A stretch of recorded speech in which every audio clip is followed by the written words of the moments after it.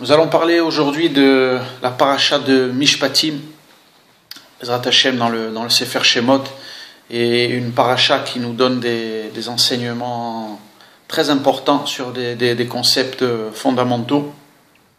Et tout d'abord, on va parler de la notion de Mishpatim en général et voir ce que la Torah vient nous enseigner. Une notion de justice, bien évidemment. Alors, une justice divine, comme on va le voir, qui ne se décide pas à juger dans certains cas, comme on va le voir, notamment la peine de mort, ou dans la Torah, quelqu'un il est pratiquement impossible pour un tribunal juif de condamner à mort. Les conditions sont extrêmement complexes, comme on va le voir. Et déjà d'une manière plus globale, avant de rentrer dans ces détails et de voir ce que la Torah vient nous enseigner par rapport à cette paracha, on va voir déjà une notion fondamentale que justement la notion de justice va s'appliquer justement à un peuple sur terre, puisqu'il a besoin de lois pour établir une malchoute, ce qu'on appelle une royauté, où sont les valeurs divines qui vont résider au sein d'une nation. Donc on voit déjà que rien que par rapport à cette paracha aussi, la Torah vient nous enseigner que le peuple d'Israël n'a pas reçu une religion, bien évidemment, mais doit s'établir en tant que nation avec des lois qui sont bien précises et qui vont non seulement concerner le peuple d'Israël, comme on va le voir à la fin des temps, mais les nations tout entières, puisqu'il est dit, comme dans le verset d'Isaïe, justement, le prophète Isaïe vient nous dire que Tzion bemishpat tipadeh, que c'est grâce à la notion de justice qu'on va le voir que Tzion, que Jérusalem, et que le monde entier, finalement, avec l'avènement du Mashiach, sera reconstruit et que la justice va s'établir et la paix dans le monde. Donc là, déjà, rien que par rapport à ce verset, à cette notion-là, la Torah nous permet de mettre fin à tous les fantasmes qu'on a pu avoir depuis des millénaires encore jusqu'à aujourd'hui, au messianisme en général, à tous les dangers qu'il comporte. Les choses ne sont pas arrivées à leur terme.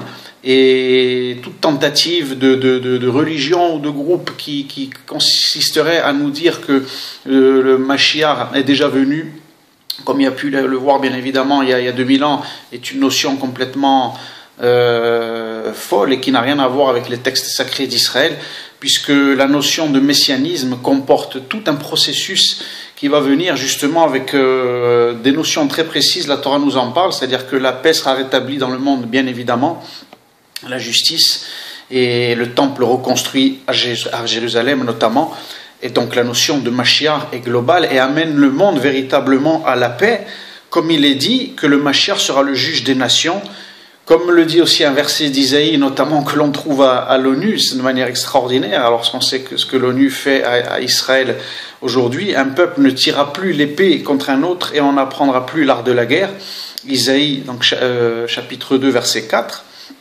Et donc, qu'est-ce qu'on dit du Mashiach, bien évidemment, qui sera le Mashiach ben David, celui qui va se dévoiler à la fin de l'histoire à la tête du peuple d'Israël, Veshvat ben Agoim, Veochiach le Amim Rabim, c'est-à-dire que c'est quelqu'un qui jugera entre les nations et réprimandera de nombreux peuples. Donc, on voit qu'à travers cette notion-là, la paix va venir dans le monde avec une justice, finalement, qui va venir réparer tous les écarts qu'il y a pu avoir dans tout, c'est-à-dire de comment la justice a pu s'appliquer au niveau ici en Israël et dans le monde, toutes les idéologies et toutes les abominations qu'on a pu voir, c'est-à-dire à différents niveaux. Par exemple, des religions qui ont jugé en se prenant finalement et en jugeant au nom de Dieu les hommes, et ont commis des horreurs comme l'Inquisition, comme l'islam le fait encore aujourd'hui.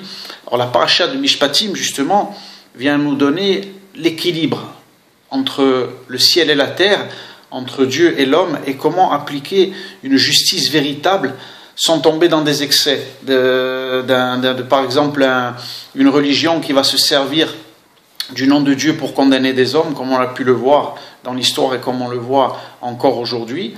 Ou comment, par exemple, dans un système que nous avons aujourd'hui, dans les démocraties, par exemple, occidentales, où des fois, il va y avoir une certaine forme de laxisme qui va permettre finalement aux réchaïm, aux gens qui qui sont là dans le monde pour faire du mal et pour servir leurs propres intérêts, à se servir d'un système pour arriver à leur fin.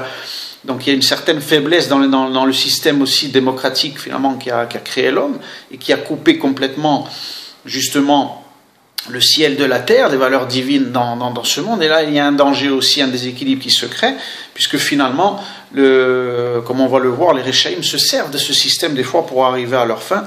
Et donc finalement la paracha de Mishpatim est extraordinaire, puisqu'elle va donner la clé véritablement dans la Torah à Israël pour établir la véritable justice, notamment dans le royaume d'Israël, mais après aussi qui viendra inspirer les nations tout entières. On va donner un exemple parfait justement là, par exemple, de cet équilibre qu'on peut trouver dans Mishpatim. Par exemple, on voit que ce tribunal que va être doté Israël à la fin des temps, par rapport à cette sagesse divine par exemple, on voit qu'il va avoir un pouvoir limité en matière de condamnation à mort, et en même temps qu'il va avoir un pouvoir qui s'élargit considérablement en cas d'extrême nécessité, comme on va le voir, où des groupes pourraient se servir à un moment donné d'une certaine forme de laxisme dans un pays pour faire du mal, pour voler, pour tuer, pour arriver à leurs propres intérêts, parce qu'ils savent très bien que le système qui est en place ne permettra jamais de les mettre hors d'état de nuire. Donc on voit qu'il y a véritablement la tiferet, comme on l'appelle dans la Kabbalah, cette synthèse entre le chesed et le din qui va venir apporter l'équilibre dans la véritable justice. Prenons cet exemple par exemple de la condamnation à mort dans la Torah par exemple, qui est d'une certaine manière théorique, mais qui ne va jamais s'appliquer dans la réalité pour ne pas que l'homme devienne un fou et un fanatique.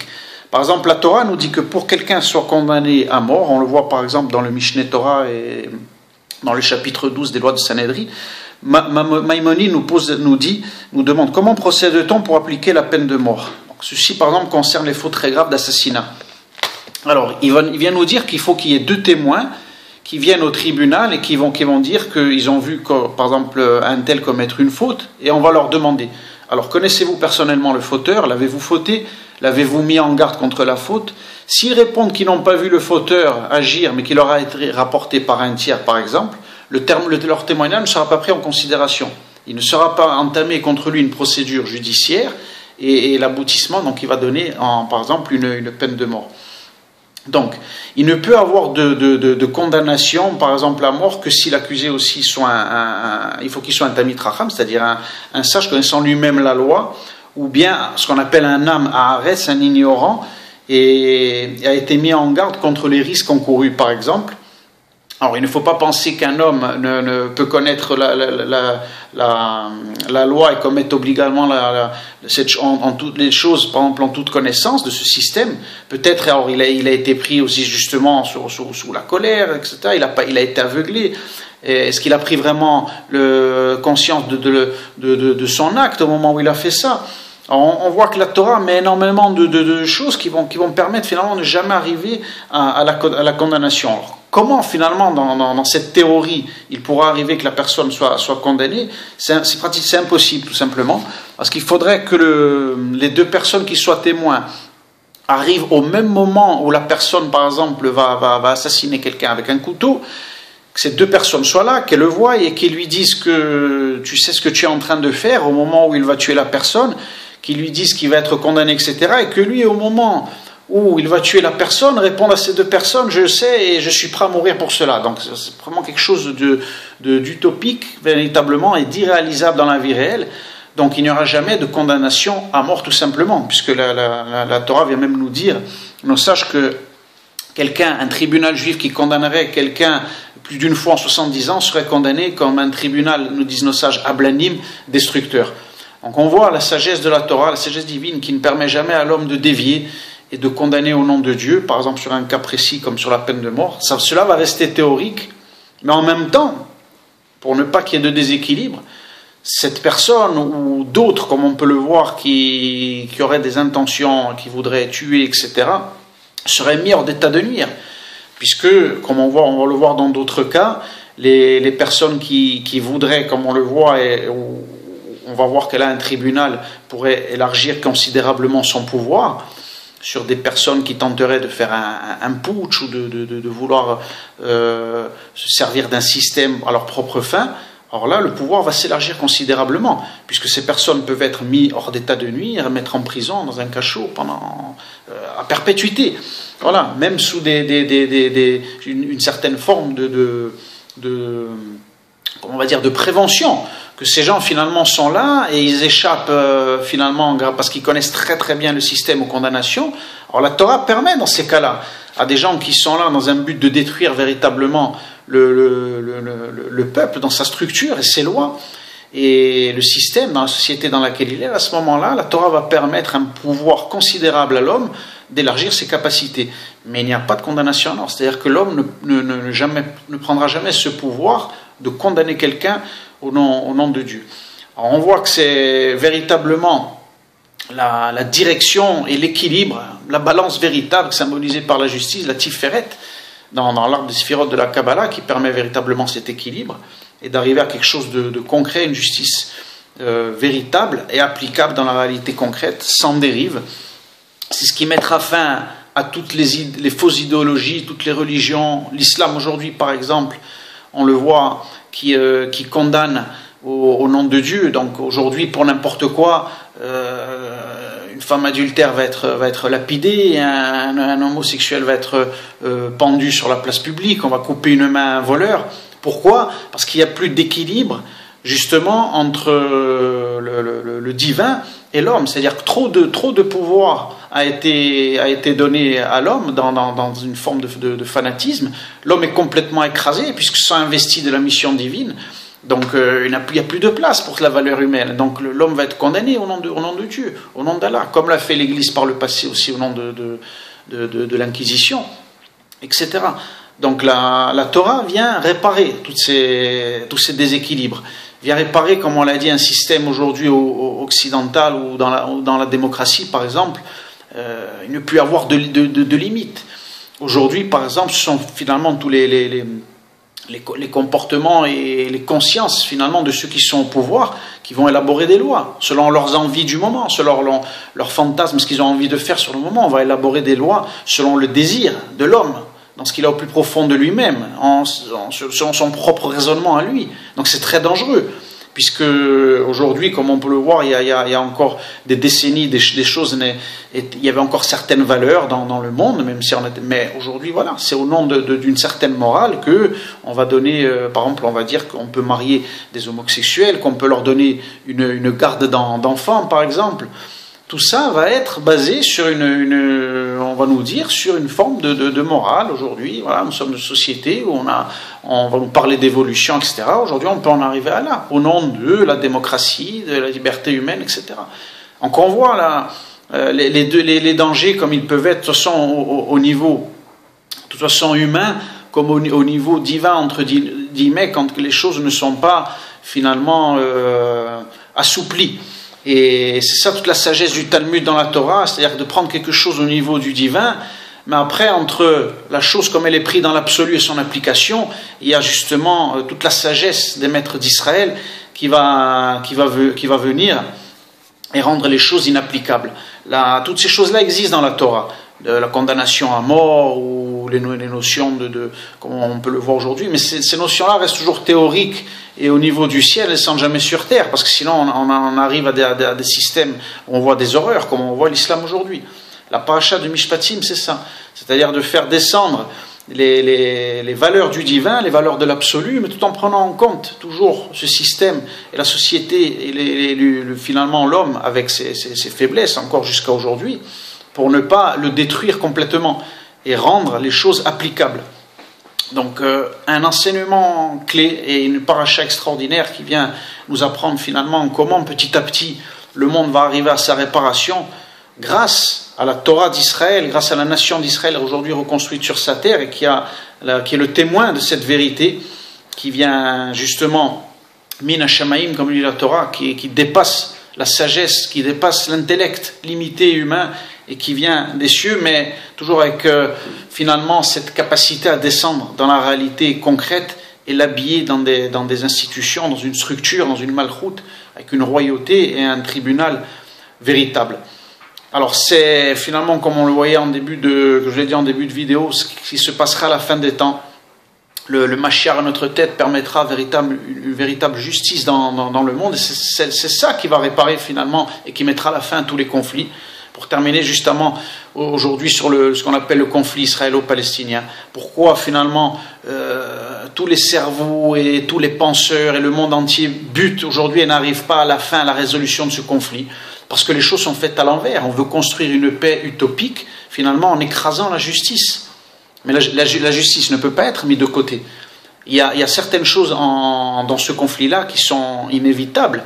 Et quand la justice sera rendue, c'est pour ça que Isaïe dit dans son verset que Tzion sera reconstruit grâce à la justice, parce que c'est quand justement les choses seront dites clairement, d'une certaine manière, et qu'on rendra justice au peuple d'Israël, que le peuple d'Israël lui-même dira aux nations tout entières qu'il n'y a pas de compromis à faire, que Israël est souverain sur sa terre et qu'il n'a pas de compromis ou de choses à donner, que finalement la justice va être rendue. Et Tzion sera reconstruit dans sa intégralité, dans sa souveraineté, ainsi que toute la terre d'Israël qui a été donnée au peuple juif. Et on ne laissera pas finalement le doute planer, et surtout au monde arabo-musulman, et finalement à ce peuple inventé qui est le peuple palestinien, entre guillemets, qui est un peuple qui a été inventé par le monde arabo-musulman pour déguiser et pour amener le djihad et lui donner une légitimité, par exemple. Et eux-mêmes, finalement, vont être les premiers à savoir qu'ils n'ont rien à demander. Ils n'espéreront plus aller à une table de négociation, comme on l'entend sans arrêt dans les médias. On n'a pas, à un moment donné, à leur faire croire qu'ils sont attendus à une table de négociation.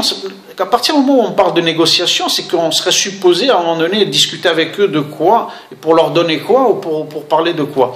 On ne doit rien au monde arabo-musulman, encore moins à ce peuple inventé. Et donc la véritable justice, c'est quand il y a notre dirigeant à la tête de notre État, et le peuple d'Israël entier dira, si vous voulez que la paix arrive entre Israël et le monde arabe, il faut que le monde arabe, lui fasse des concessions et récupère des gens qu'ils ont infiltrés chez nous, qui viennent de leur pays, qui viennent d'Égypte, qui viennent de Syrie, qui viennent de tous ces pays arabes, les récupère et laisse la souveraineté à Israël dans ce grand Moyen-Orient. Voilà, là, à ce moment-là, il y aura la paix entre Israël, entre le monde arabe, entre le monde occidental, parce que la vérité a été dite. Et c'est ça qu'Isaïe avait vu en prophétie. Tzion sera reconstruit quand on mettra fin au mensonge, et on fera croire au monde arabo-musulman et aux pseudo-palestiniens qu'ils ont droit à quelque chose ici, une moitié de Jérusalem, Chas Shalom, ou une part de terre en Judée-Samarie. Et donc c'est comme ça que la paix va arriver dans le monde, quand les choses seront dites, quand finalement ce sera la justice qui sera la clé de voûte finalement de la résolution de ce conflit et de toutes les dérives qu'il y a dans le monde. Merci d'avoir visionné ensemble, d'avoir essayé de traiter cette paracha très profonde qui part de notions extraordinaires. Et Bezrat Hashem, que Hashem nous donne les forces rapidement d'arriver à cette reconstruction, à cette souveraineté dans notre peuple et à reconstruire notre royauté avec les lois de la Torah et non pas des lois finalement qui sont construites sur des fausses idéologies et qui nous emmènent justement dans des guerres et dans des conflits qui ne terminent pas et dans des souffrances tout simplement en général pour les hommes, pour Israël et pour le monde entier. À très très bientôt. Merci.